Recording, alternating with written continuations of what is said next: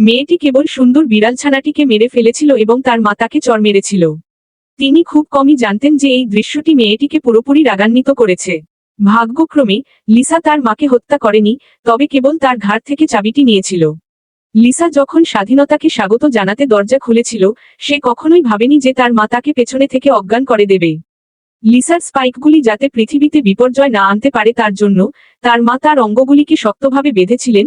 তারপরে ধীরে ধীরে একটি ট্রলি ঠেলে দিয়েছিলেন, কাঁচি দিয়ে তার খোলা চুল কেটেছিলেন, তারপরে তাকে একটি অজানা ওষুধ দিয়ে ইনজেকশন দিয়েছিলেন এবং অবশেষে একটি ছুরি ব্যবহার করে তার লেজের সোনা কেটে ফেলেছিলেন।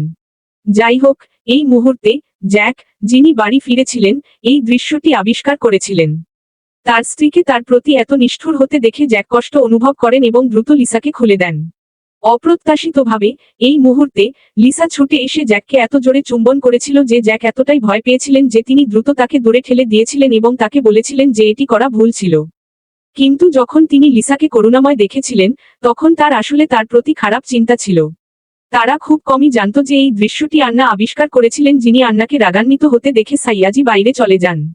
জ্যাক তাড়াহুড়ো করে বের হয়ে ব্যাখ্যা করতে চাইল, কিন্তু আন্না মোটেও শোনেনি। সে শুধু নিজের চোখকেই বিশ্বাস করেছিল।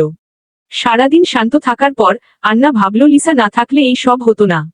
তাই তারা আজ রাতে ফিরে যাওয়ার সময় লিসা থেকে মুক্তি পাওয়ার সিদ্ধান্ত নিয়েছে।